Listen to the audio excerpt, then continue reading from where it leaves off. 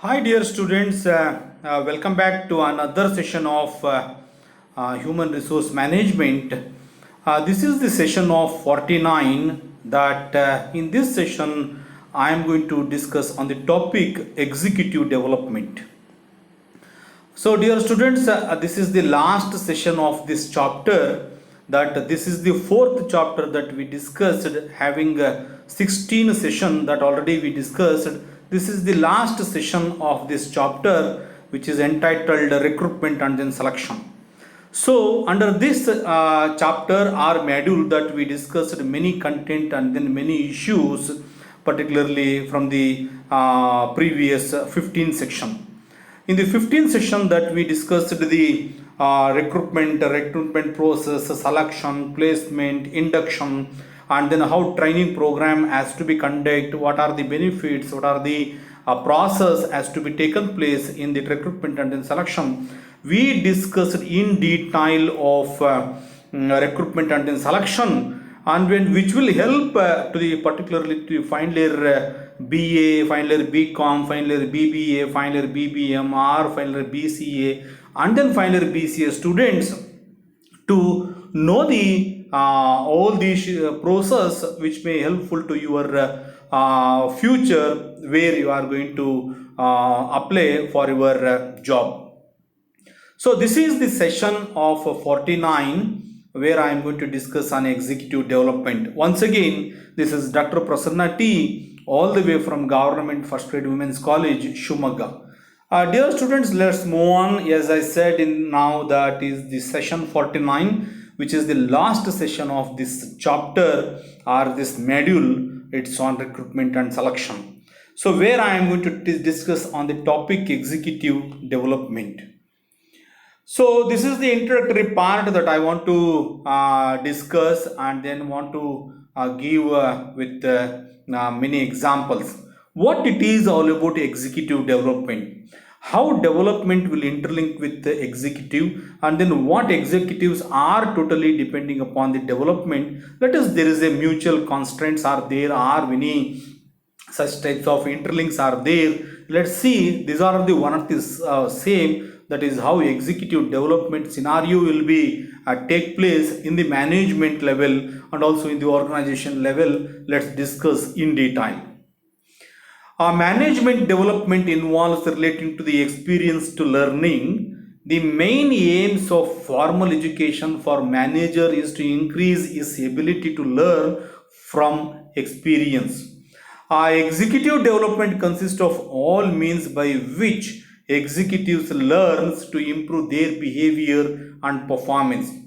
According to Edwin B. Flippo, he defines that management development as the process by which managers and executives acquire not only skills and competency in their present jobs but also capabilities for future managerial tasks of increasing difficulty and scope. This is one wonderful concept developed by Edwin B. Flifo. According to him, see, there is a job nature, job scope. If there is any increasing of difficulty is there, then there could be a the skills and then competency should be appear in that present job. There is a capability should be also increased according to the future managerial task, which will lead to the executive development. Executive development is a planned effort to improve current and future managerial performance. See what happens in the managerial situation if the human resource manager couldn't able to find his management under that organization. He must execute himself with a development scenario of planned effort by improving the current and also the future circumstances is supposed to face. There are some characteristics of executive developments are there. I think there are many factors which will influence the executive development. Here I have taken only 5 characteristics of executive development. Let's discuss one by one. Development is a planned and organized process of learning rather than a haphazard or trial or error approach.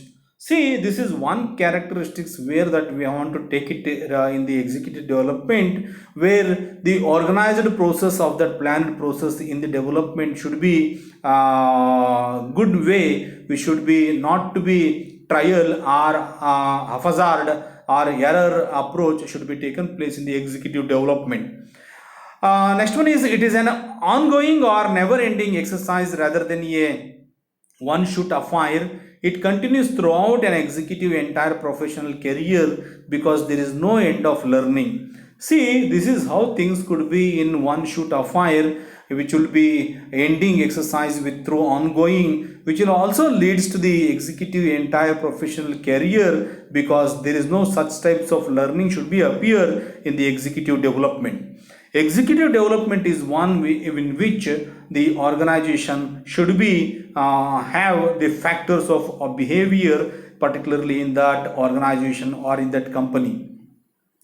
And the next one is executive development is a long-term process as managerial skills cannot be developed over a night because executive development which will not a short-term gain process which is always in the long run process which will be having little bit of managerial skills which is always be development in the long run duration by over a night it can't be do because the authority is doing all this development having the process and then phenomena particularly of their organization considering the fact of development and then growth of that organization.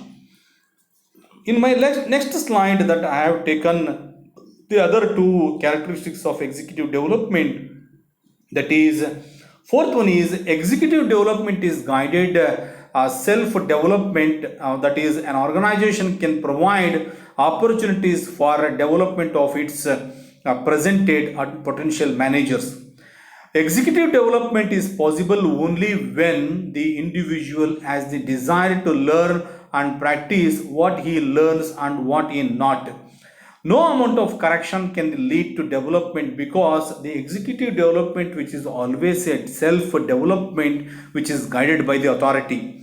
The organization must always think in this regard that what type of opportunities and then development are there, whether the potential of managers are doing their present work according to the workforce. That scenario we will also discuss in the executive development.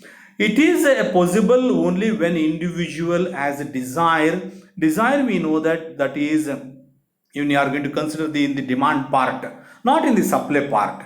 The desire to learn the practice of what actually you want to learn is according to the issues and also according to the content as well. The only thing is the concept of development. There is no question of co-erosion can be lead in the development part and such amount that we are not going to consider very much serious that what it is all about the executive development is all about. The last one is executive development aims at preparing managers for better performance and helping them to realize their full potential. See, this is how a manager should have its own capacity level because if that human resource manager not having such types of capacity or capability by controlling the employees, the inefficient manager or ineffective manager may lead the negative effect on the organization. Otherwise, executive development, if anything went wrong, there is a lots of struggle to be faced from that organization. Executive development is one that it is always looking towards the pros and cons. It will always ceteris paribus for the other things which will not necessary to get entry into the organization.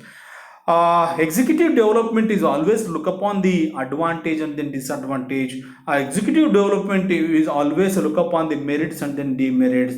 That executive development must always look upon the factors where the competitive is there in the world market or in the market, because the market altogether that we have to consider.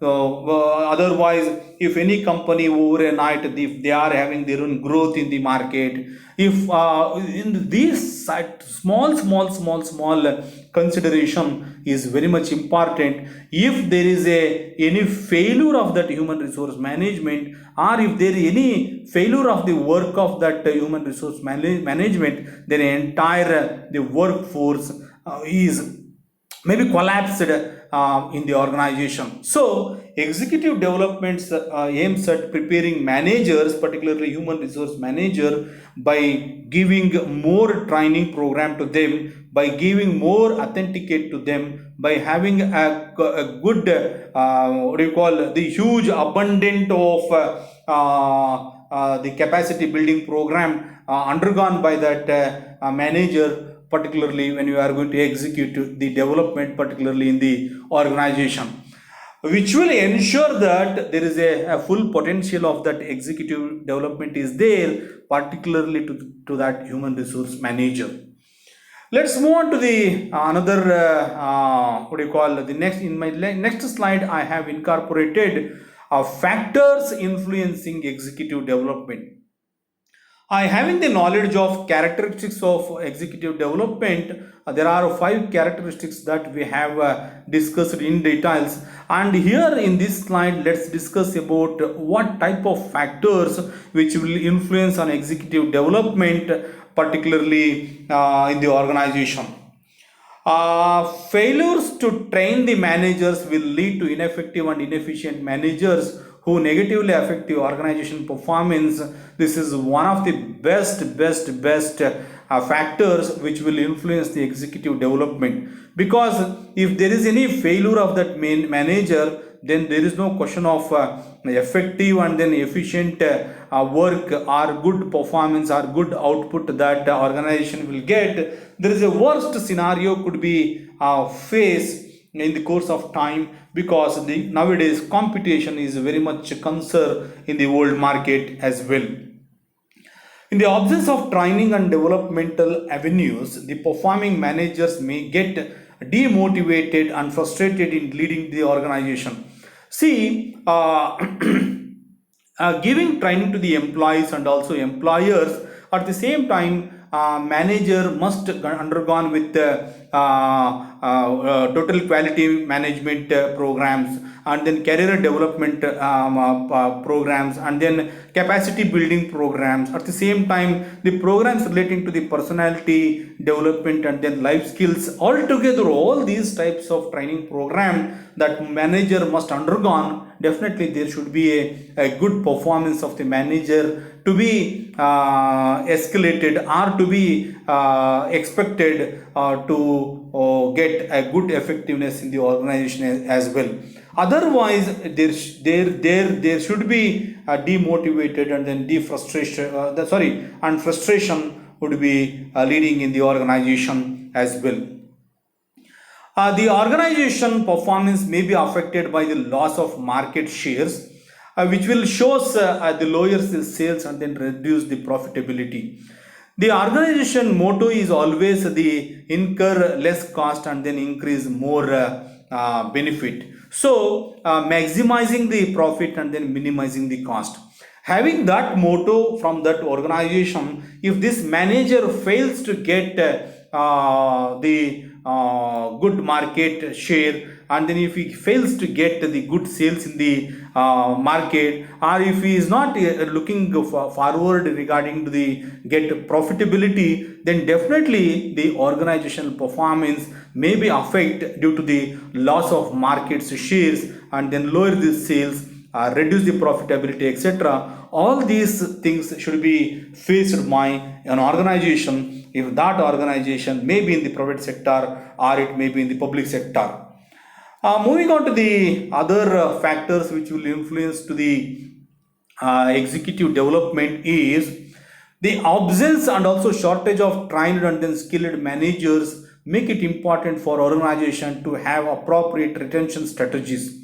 See, this is what things could be there in the otherwise, if that manager is not having a trained and then skilled one, a employee may be overrule the manager, controlling the manager because he is having that type of depth, that type of capacity, that type of the knowledge compared to the manager. The employee may control the manager. If those things will be happen, the importance of the organization may be collapse in the appropriate retention strategies may be what you call shortage, and then with the absence of that manager. There are other aspect also there are other factors are also there which will influence the executive development. The competitive pressures makes it necessary for organizations to continuously roll out new products and services and also maintain the quality of existing ones. See, this is how things could be there in the market oriented approach, particularly from that organization. If that organization is under the pressure of competitiveness, then there should be a necessary action should be taken place continuously, where there should be a new products and services should be released to the market, and then sale, and then market, and then profitability should always look upon from that manager. If these things not happening in that organization, I don't think so that executive development will be what do you call have that type of organization or the performance good in that organization. The last one is the competitive environment is making it imperative for the organization to continuously restructure and re-engineer and to embark upon these processes. It is essential for the organization to train the managers for the new scenarios. This is what the factors which will influence the executive development, where the competitive environment much imperative for the organization, which will continuously restructure and re-engineer and not to embark upon these processes, which will always the essential part of the organization, which will train to the manager, and which is the new scenario. By giving train to the manager is always a good aspect as far as executive development are concerned. Dear students, in my last slide, as I said in the previous session, that is last slide is always incorporated with source of reference. Dear students, please follow this source of reference to get more information, to get more details, to get more knowledge, not only from the point of view of to get knowledge from your perspective, but also from the point of view of examination. This is very much important. With this, I will stop here. Dear students, once again, I want to recall here that this is the last session of chapter 4, and then chapter 4 is entitled as recruitment and selection, where the session of 49 will ends with this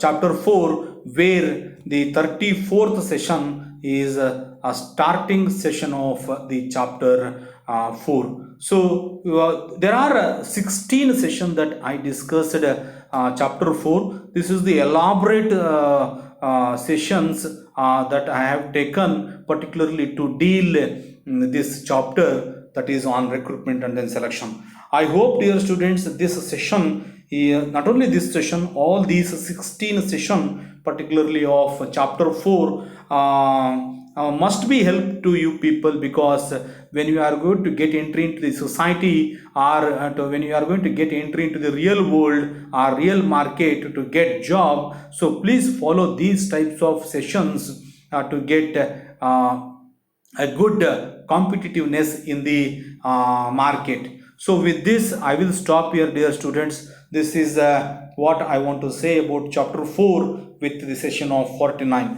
Once again, I will stop here. Again, I will come up with a new topic in the new session, and then that is all about the new chapter and the new module, that is the chapter 5 is all about performance appraisal.